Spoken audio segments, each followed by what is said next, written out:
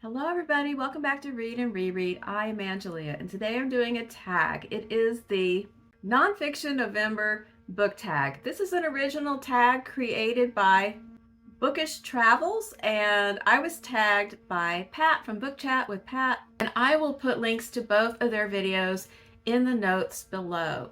This is a very recent tag. I did do a tag last year in Nonfiction November that was about nonfiction. I think that one was adapted from that earlier Victorian journey tag, that was a year ago, and the questions are different, and I'm different because I've read a lot more books since last year. So I'm excited to look at this topic again with some different questions. Let's get into it. The first one is, what motivated you to pick up your first nonfiction book, and can you remember it? Well, I'm glad to have a second chance on this type of question because I thought of something that I did not think of when a similar question came up last year. And I think I have now remembered the actual first nonfiction books that I had and that I was excited about. And maybe some of you read these books too. And it was a series called the How and Why Wonder Books. And there were How and Why Wonder Books of science. And then I think there was also geology, geography, history. And I had an assortment of these books. I showed a picture of some of these to Stephen this morning, and he said he had them too, and he thought they had them at the Scholastic Book Fair in the 70s, and that may be true. I thought that my mom got them for me, and I can't remember, but they were kind of the size of a school workbook, and they were soft cover. And the first one that I remember that I had was the dinosaur one, and I will try to find a picture of it. And I was probably in first grade and read that thing back and forth and up and down and sideways and memorized all the facts about dinosaurs. And the dinosaurs were different back then. They have uncovered new ones since then and changed the names of others, as I discovered when I became a school librarian. But back in the 70s, we had a certain amount of dinosaurs, and I knew all about them. So I went through that classic dinosaur phase. I remember I also had How and Why Wonder books about the human body, about different categories of animals like mammals and reptiles. I think I had some about space and maybe some American history, but I had a bunch of them.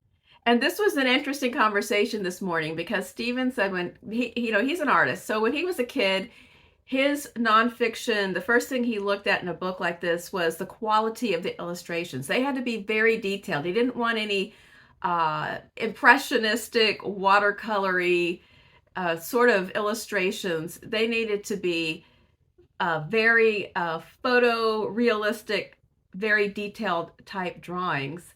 And I was about the information. I didn't want it to be too skimpy. I wanted to have I liked nice pictures, but I wanted a good piece of data to go with it. So that was kind of a difference in our reading styles and what we were looking for in nonfiction in our early elementary years.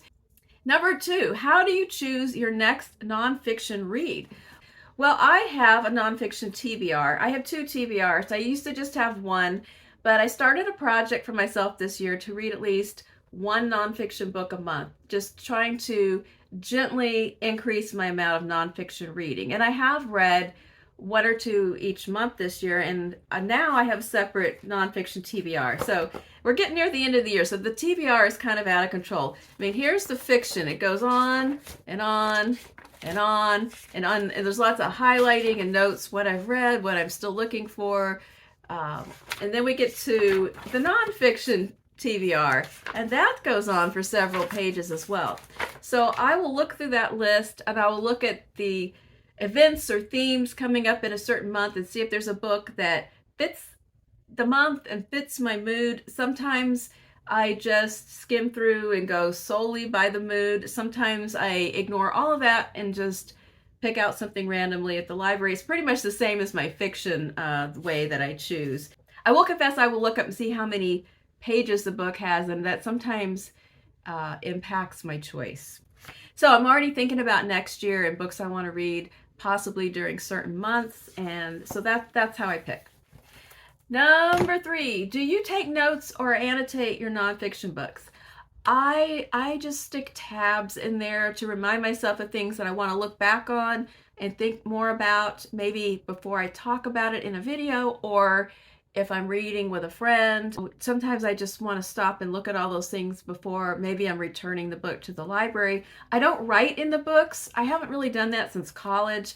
I will stop and look things up, either it might be items that are referenced in the footnotes, or it might be just something that I want to know more about, that maybe a person is referred to and I want to stop and look up that person. And I really enjoy doing that when I'm reading, is the stopping and the rabbit holes and finding further information. Sometimes, just like with fiction, one book can lead to another book in nonfiction as well. So yes, I do stop and research, but I don't actually like write or annotate in the book. Number 4, have you read a nonfiction book that challenged your beliefs and assumptions? Well, yes, certainly. And I think if you're reading nonfiction regularly and nothing ever disturbs your beliefs or assumptions, or then maybe you're reading too safely. One thing I've been trying to actively do is read books about American history and things that were underrepresented, groups that were marginalized, their stories were not told, the viewpoint was missing. And that's just a product of when I went through school. But now I'm trying to shine a light in some of those corners and learn more. And I've talked about a lot of those books at length. One that I haven't talked about as much or as frequently that I read earlier this year was Poverty by America by, I'm going to put the author's name up here because it's fallen right out of my memory banks.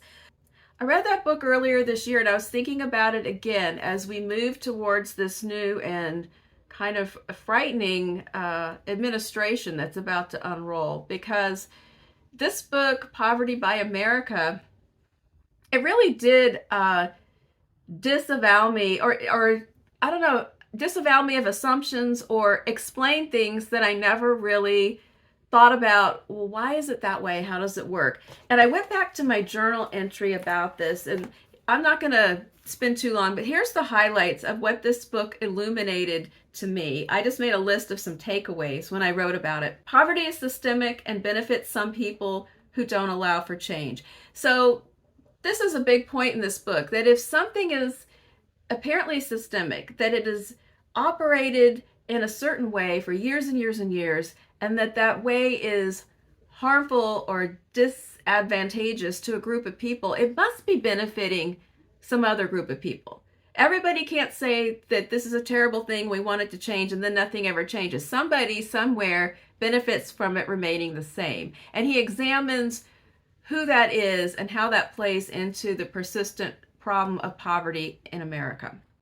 He talks about what actually government handouts and entitlements are, and how all of us actually have probably benefited from them. Some things get grouped together, and disparaging remarks are made about how we need to eliminate handouts.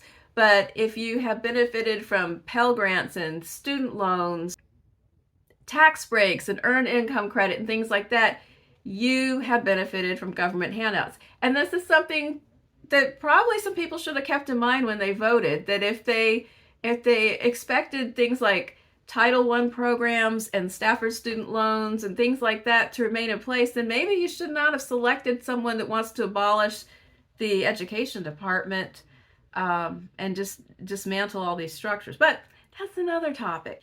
And so anyway, it's really a fascinating book. And he also presents some ideas of how some changes in our structure could address this problem. I don't see this happening anytime soon, but it is encouraging to think that there are possible solutions. Number 5, how do you feel about the intersection of storytelling and factual content in nonfiction? This is an excellent question. And I think some of my favorite nonfiction books really do have that narrative storytelling element, or the author is actually personally involved in the information that they're sharing and the story that they're telling. I don't need a clinical separation of these things. I can understand that if you're reading a scientific research document, that would not be the appropriate place, but that's not the kind of nonfiction reading that I'm doing.